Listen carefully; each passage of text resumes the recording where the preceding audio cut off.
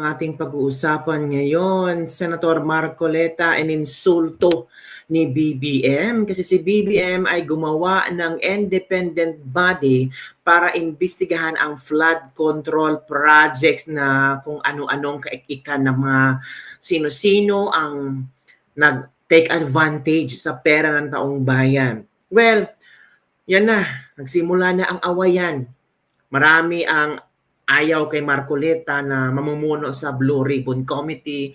Parang nababagalan ang mga tao sa investigasyon ni Marcoleta, si Kiko Pangilinan, si Senator Ping Lacson. May mga iba't ibang mga argumento din sila tungkol kay Senator Marcoleta, mga kabibig. So, ngayon mga kabibig, sinupla si Marcoleta ni BBM. Ito ang pinag-uusapan ngayon sa internet at sa social media na parang nahiya daw di umano si Marcoleta. Parang ininsulto ni BBM si Marco. Parang walang tiwala si BBM kay Marcoleta. Ito kabibig ko, sinupla si Marcoleta, Marcos creates independent body to prove flood control scandal. Sabi ng iba, mas maganda yan. May Blue Ribbon Committee, may independent body. So malalaman natin kung sino sa dalawa ang totoong gumagawa ng investigasyon, kung sino ang binabayaran, kung sino yung may tinatago na mga hokus-pokus para hindi maimbestigahan, sabi ng mga ilang netizens. So basahin natin kabibig kung ano ang laman nito. President Ferdinand Marcos Jr. has created an independent commission to investigate multi-billion flood control. Mga kabibig, ayon dito sa Palasyo, the palace made the announcement as it confirmed the president had accepted the resignation of Public Works Secretary Manuel Bunuan, who found himself at the center of the biggest corruption scandal under the Marcos administration. So ang DPW Secretary na-resign na pala. Sinong pinalit? At bakit pinayagan ni BBM na mag-resign? Dapat sana hindi niya pinirmahan, dapat sana matapos na ang investigasyon sa flood control at kung ano man ang malaman, that time pwede na siyang mag-resign kasi para matapos na. So do you think mga kabibig itong nag-resign si Manuel Bunuan ay hindi na siya pwedeng ipatawag sa Senado? I'm not sure, kabibig. I'm sure naman na iimbestigahan pa rin to. Senator Rodante Marcoleta earlier sided with colleagues, particularly Senator Panfilo Ping Lacson and Francis Kiko Pangilinan, who supported Senate Minority Leader Vicente Tito Soto III resolution calling for the establishment of an independent panel. Bakit no? I was wondering, bakit ayaw ni Tito Soto, Kiko Pangilinan at Lacson na tulungan na lang si Marcoleta para matapos na itong investigasyon sa flood control? Bakit kailangan pang gumasto ng other money para mag-create ng independent body? 'Di ba? To further reinforce accountability, the President has established an independent commission to investigate flood control anomalies. Sabi naman ng iba, mas maganda yan kung independent para hindi mahimasukan ng mga congressman, ng mga senador. Ang tanong, talaga ba? Knowing, ay naku, alam na natin ang galawan sa Pilipinas.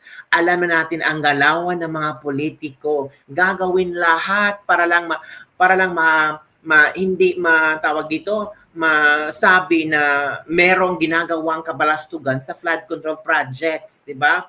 Sabi dito, this body will conduct a comprehensive review of projects, identify irregularities, and recommend accountability measures to ensure public trust in infrastructure spending. Pero sa akin naman, no, pwede lang naman. Basta yung nakuha nilang investigasyon sa independent body, pwede nilang ibigay sa Blue Ribbon Committee, pwedeng gawing pwede itong gawin na data na pwede makatulong sa Blue Ribbon Committee ni Marcoleta. But for the meantime, dalawa ang mag-iimbestiga, itong independent body na na-create ni BBM at itong Blue Ribbon Committee. So kailangan talaga patunayan ni Marcoleta na merong magawa ang Blue Ribbon Committee niya at kung posible naman, pangalanan na yung mga politikong sangkot sa flood control projects Marcoleta. Kasi puro na lang, yung iba sabi, puro nang dakdak si Marcoleta, puro lang ganito, ganyan. Wala pang pinangalanan na mga malalaking tao, mga malalaking kasabwat tungkol sa flood control projects. So kung pwede, pangalanan mo na.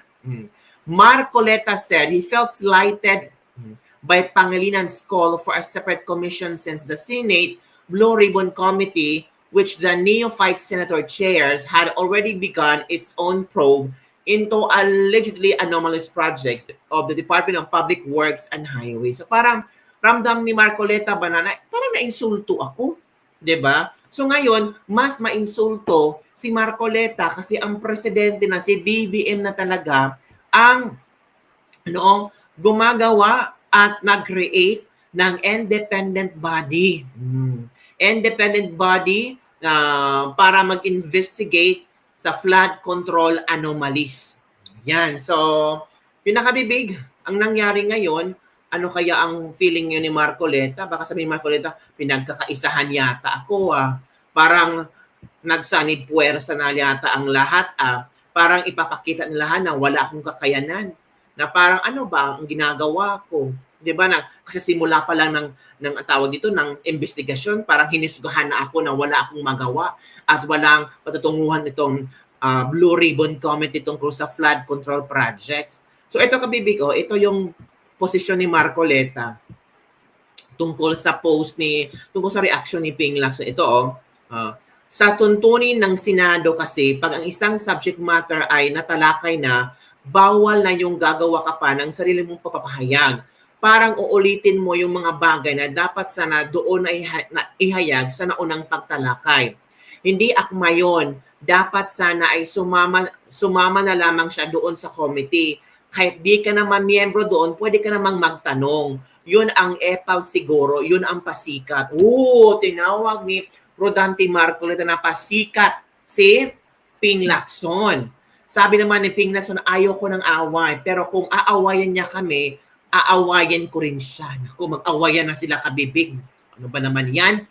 Ang ating focus is flood control, tapos mag-aawayan kayo dyan? Huwag na lang sana. Oy, so mga kabibig, ano ang inyong komento hinggil dito? Baka ang mga senador na mag-aawayan, baka matabunan ng issue ng flood control. Sige ko, Pangilinan din. Diba? May kadramahan din patung kay Marcoleta. Pero may mga stand naman sila, may mga opinion naman sila na kung bakit gusto nila ng independent body ang mag-imbestiga tungkol sa flood control project. So ano ang inyong reaction dito mga kabibig?